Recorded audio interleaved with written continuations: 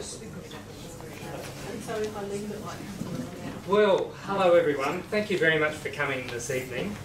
On behalf of the bus and our Syria group, I'd like to welcome you all here. Our Syria group, as many of you know, are called the Anti-Imperialists for Syria, and we all extend a very warm welcome to each and every one of you. We extend a especially warm welcome to John, who's come to speak to us about Syria and about his efforts to bring some real relief to the people of Syria, and we really appreciate you being with us, John, tonight. Tonight we have represented among us many supporters of justice and human rights all around the world, and this is a very amazing group of people, and it's fantastic to have everyone here at one time. We've got representatives of the Syrian community here, and we have other members of the Anti-Imperialists. We have people from the WikiLeaks party. We have members of the Cuba-Australia Friendship Association, the Australia-East Timor Friendship Association. We have representatives of the UN Association of Australia, the Australian Institute of International Affairs, the FMLN from El Salvador, and we're very pleased to hear your excellent news about the election recently. That's wonderful. We have representatives of the Romero community and the Australian Friends of Palestine. Some of you probably represent other organisations that I'm not aware of. You're very welcome. Yes. Now, before we get on to John's talk, Helen and Sue are going to sing a song for us just to set the mood of the evening, and they're going to sing a song, Mothers and Children of Syria.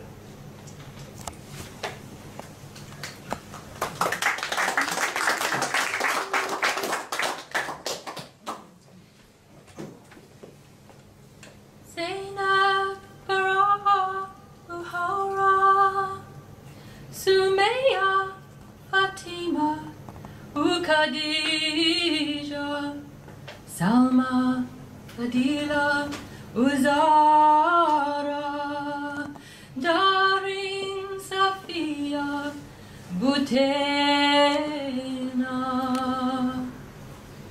The mothers and children no longer singing, the mothers and children long to be living in Syria, in Syria, in Syria. And Al-Qaeda's there, and Al-Qaeda is killing them. The world is attacking with sanctions. They are dying from sickness and fear. They suffer and wither from hunger and tears. The grief, it is killing them in Syria, in Syria, in Syria.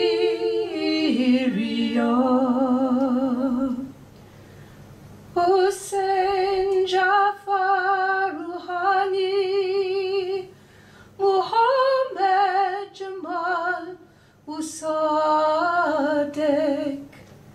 Haytham, Hanadi, Ushayma, Kamil, Afra, Uhassin. The mothers and children no longer singing, the mothers and children long to be living in Syria, in Syria, in Syria. Missing, kidnapped, poisoned,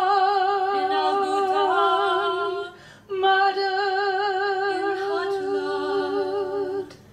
All those fathers, all those mothers, all those children.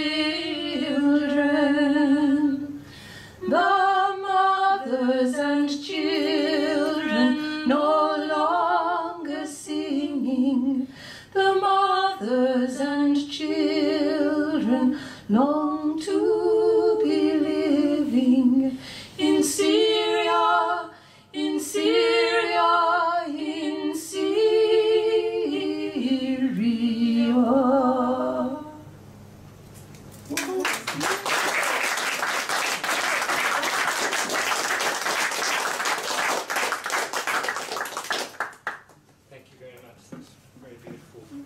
Just to let you know perhaps how the evening will go, John is going to speak for a very short while, he says, and I think it'll probably be about 15 minutes or so about the nature of the war in Syria and about the medical relief that he's helping to supply there.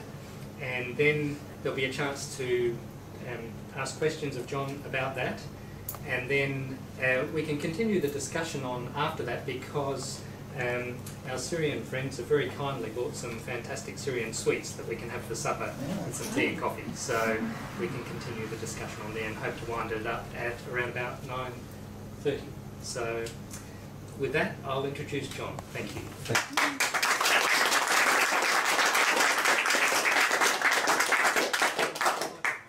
No, I'm good. Thank you. I'm good. Can you hear me? Yes.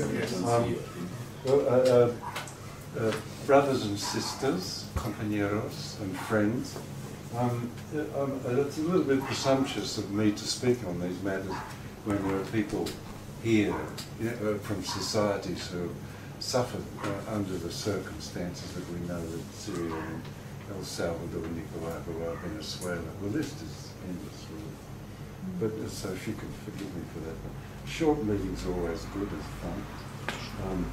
The safest place in contemporary warfare is to be in the army.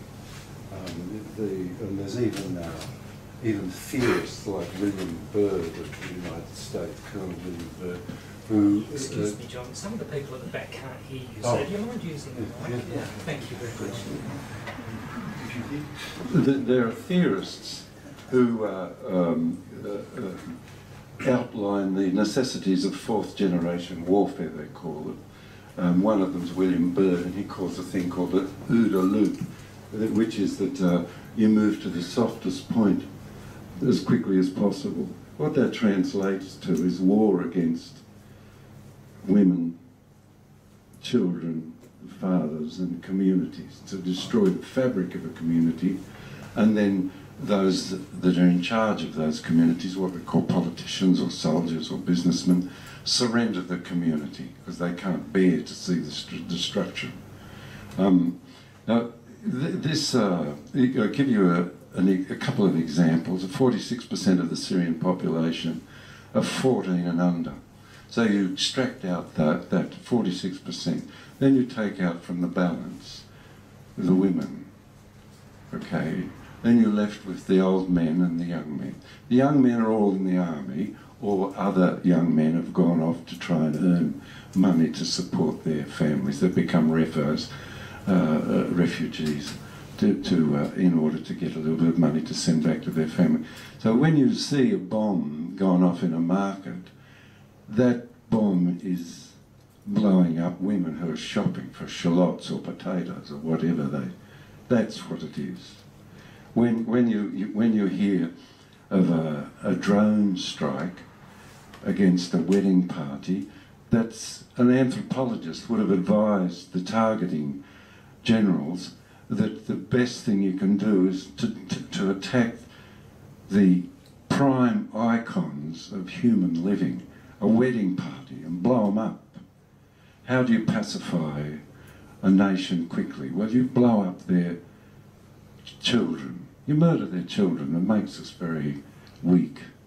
When you see a drone attack against a funeral cortege, you know that that which holds a family, a community together, is being destroyed because we celebrate the dead must be commemorated for us to stay as a community. So that's what's happening. It's clear to us. It's a policy. The words like collateral murder, collateral damage, are just fakes. So the first thing you've got to do is restitution of the names. Call a thing by what it is. It's a policy. It's the means of horrifying and destroying the fabric of communities. So, armed with that knowledge, we can make change. But why we pretend to ourselves that these things are accidents, that the colonels really don't have these targeting procedures, well, we'll get nowhere. But when we face them and take them into ourselves, it hurts a little bit, but after a while you become active. You also see it in Nicaragua and El Salvador and Syria, where you'll see, we went and visited a university, 8 students were killed, so they made a random mortar attack against the university, so they blow up the schools.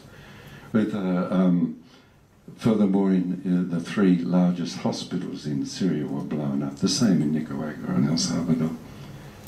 You'll see the same names popping up. Negroponte was the ambassador to El Salvador. The death squads turned up. Negroponte had an outsider there, Robert Ford. Negroponte became ambassador to Iraq. The death squads turned up. Robert Ford, his outsider, is the ambassador to Syria. The death squads turn up. You can follow the names. Now, these are heinous acts of beheadings and all that sort of thing. That's to frighten us into submission. That's to say that it's not worth the game. You know, we'll give up, we'll surrender. In Iraq, which is the prime example that they're repeating in Syria, or attempting to repeat in Syria, 45% of the Iraqi population in 2003 were 14 and under. Now there's 4 or 5 million orphans in Iraq. There's 100 people a day killed in bombings. This is 10 years later. So we must resist these things. How we can resist them is gather together and provide money and succour to women and children who are so suffering, and constantly assert our rights to go and look for ourselves. Go to Syria, save up. It only costs $1,000. Go to Iraq, just stay for a day, have a look.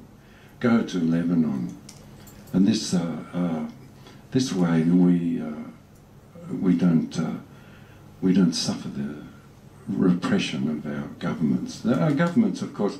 Just one last thing before I finish up. When Mr. Abbott takes up the Prime Ministership, he goes into the Prime Minister's office and the ambassador pops in from the United States and he says, he unwraps the torture tools. What are the torture tools that Abbott's going to be faced with? Because he's flushed. He's won an election, he's full of himself, like I would be if I won. He shows him the tools of torture that all the American ambassador carries, and those are destabilisation, the tools of destabilisation. The only way Abbott will have courage, or any government, Gillard, whatever, or Rudd, is with us, you know, with our activism, with our strength. Not their strength, they haven't got it. They're politicians, they have to make compromises. With our strength. And you'll see examples of that strength manifesting in the interrelationships in Russia at the moment. You know, they're resisting empire. And so we've put together Mothers and Children of Syria. This is my 2nd trip over there, and I expect again, if you forgive my French, a bucket of shit from the Australian and all that. Well, I can take that. But what the actuality of it is that most of the 520,000 children who died between 1991 and 2001 died from dysentery or diarrhea-related things. A cannula and a plastic bag on the end of a stick cost 58 cents in bulk, 10,000 at a time, 58 cents. 58 cents to save a child's life. In this case, in Syria, the government gave us a list of medicines and we'll just fulfil those as best we can. Thank you for listening, and hope it's not too depressing. Bye.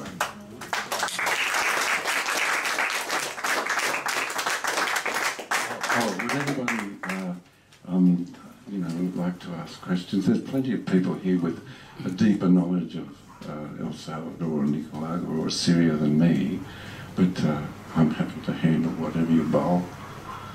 Could I just ask one first, John? Can you just tell us a little bit more about the delivery of the medicines, or perhaps just a little bit about the structures that have been set up? Well, what we do is we buy the medicines in Tehran because they're cheaper there, and we only have to cross one border when we charter the plane, so we don't have any problems with the unilateral sanctions that America's put on Syria. The medicines are delivered to the Red Crescent, and they're distributed by the Red Crescent. There's no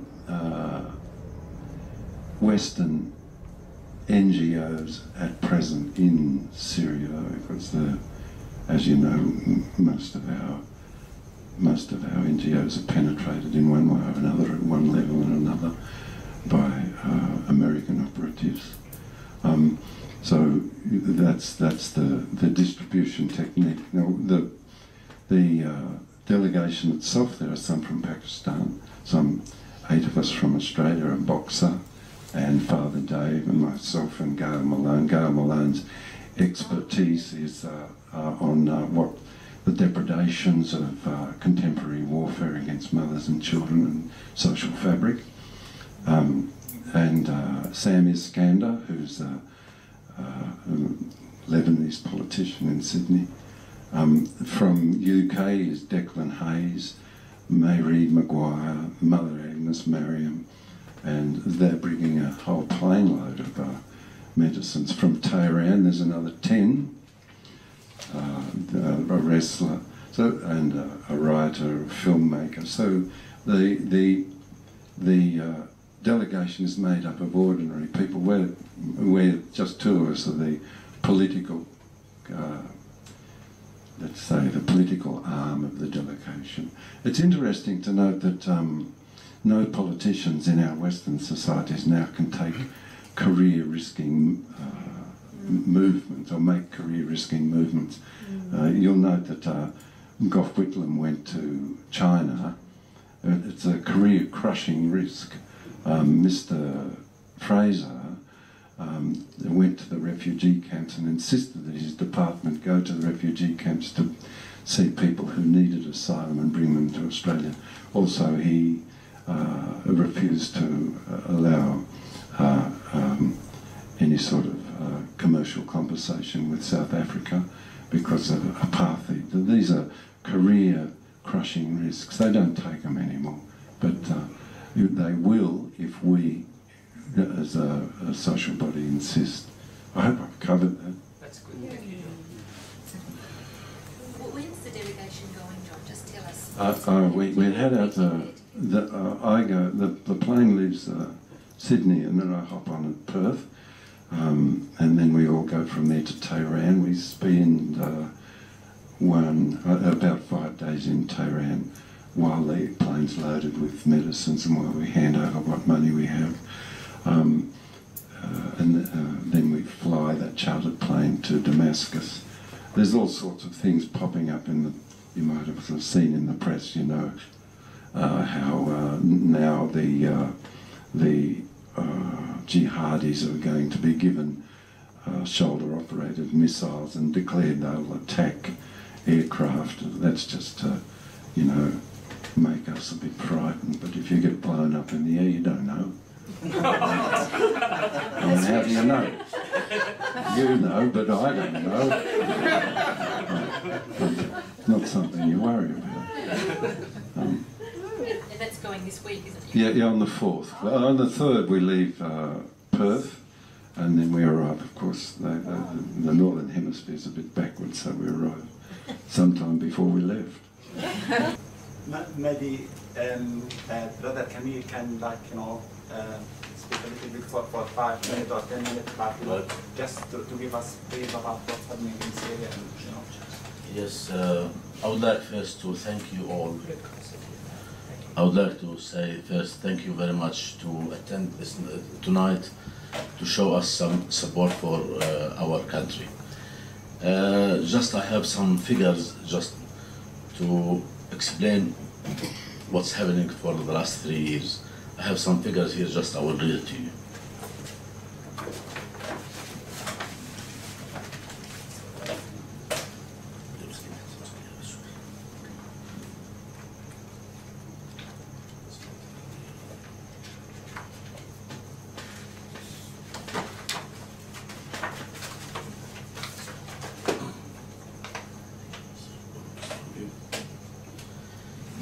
Yeah, after 4 years of the war in our country, there's around 250,000 tourists. They travel to Syria, and maybe they come back. Some of them they come back, some of them they still there. So a lot of them they got killed, but the traffic for the tourists around 250,000. Terrorists. So far, we lost 140,000, around 140,000 lives between military and civilian. The cost of all of these, there's few studies. Some of them they're saying around $200 billion cost Syria for the last 3 years. But there's one close to the reality, which is $110 billion. That's how much cost Syria for the last 3 years. There's 1,800 mosques demolished, 98 church demolished, 3,000 schools, and 1,000 school. It's a shelter for the refugees from the States. The kids who left school under age of 13, around 27% out of school. But really we are proud because we have Syrian people, they're fighting very hard to keep the country and to keep everything as much as possible. Until now, all these the teachers, until now they're getting all the workers there. They're getting the wage every month. Even the teachers who are in the cities, which is controlled by the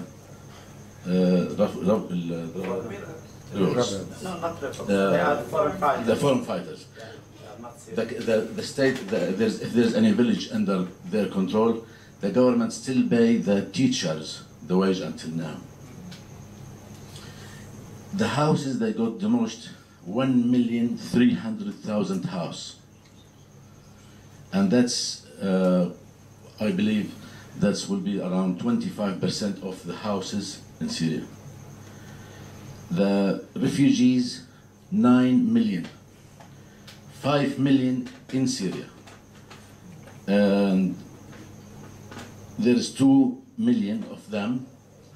The government provide the shelters, look like 1,000 schools and other, other departments or shelters, but there's not camps. It's all in houses, and they come to 1,983 place for the refugees, and all of these the government look after them for everything. And another 3 million that are in other safe cities with a relative, or they're renting houses, or they manage by themselves.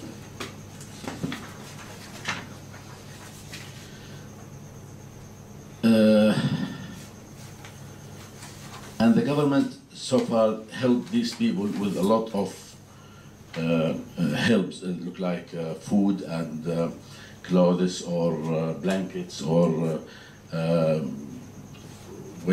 place to sleep or something like that. They gave so far 1.5 box of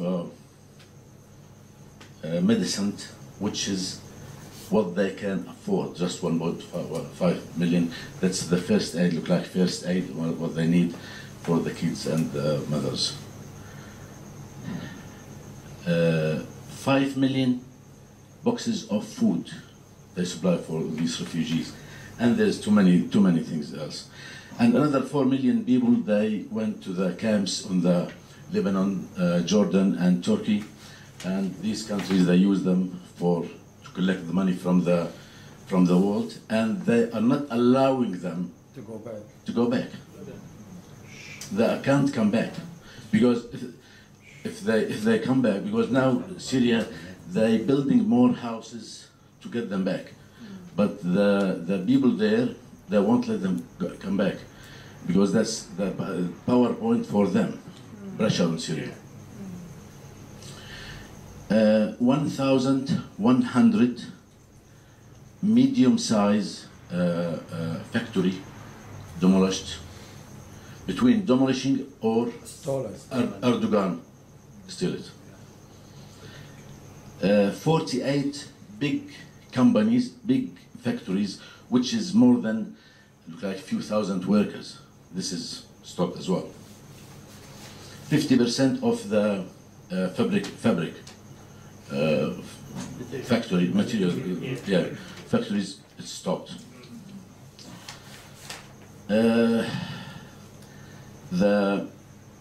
The loss there for the manufacturing around $1.4 billion. The electricity lost between workers, around 70 got killed and 110 disabled now. And we need around $1 billion to restore the electricity back. But on top of that, still whatever we have there, they're still supplying around 65% power for the people. The oil we lost for the petrol, we lost $3 billion from the petrol only. That's between we can't export it, and the oil they've been stolen to Turkey. The machinery have been stolen as well. The health ministry, they lost around 140 between doctors and nurses, and around 120 disabled as well. And there's 70 still kidnapped.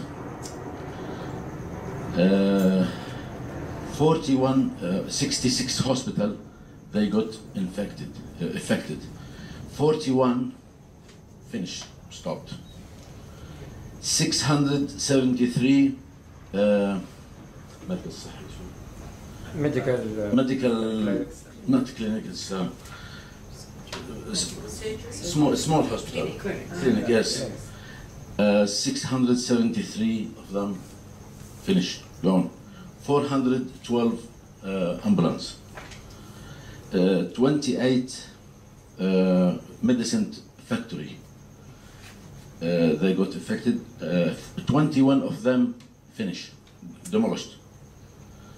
And we believe that's the health ministry, they need to restore everything back around $1.5 billion.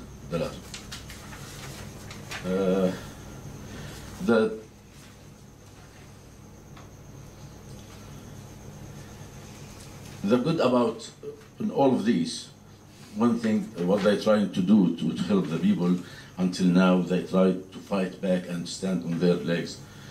The government, the government helping, the government pay $4 billion a year for the workers, wage, for military, for the people in the school, teachers, around $4 billion, and until now they're getting the money every end of the month.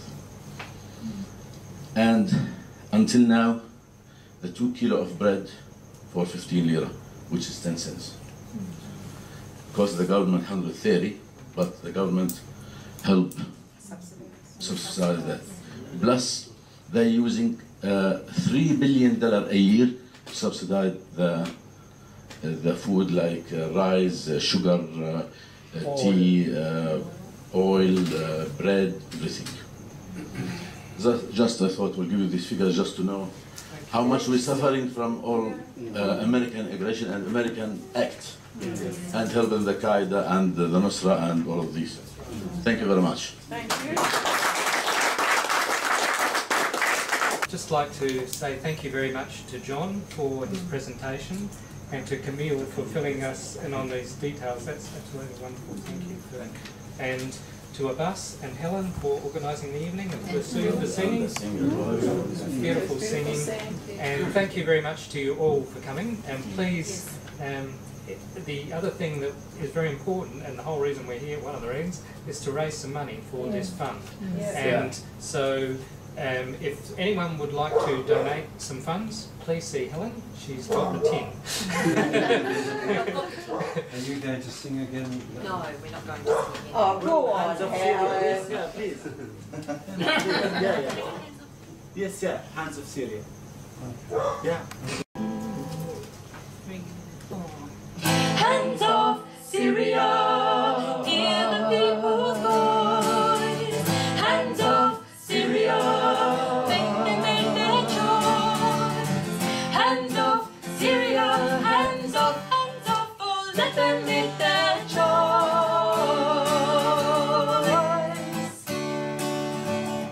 Somewhere there's a plan afoot to finish Al-Assad. They want to topple him cause he won't be a US slave, and they're sending terrorists from all around the globe saying jihad today.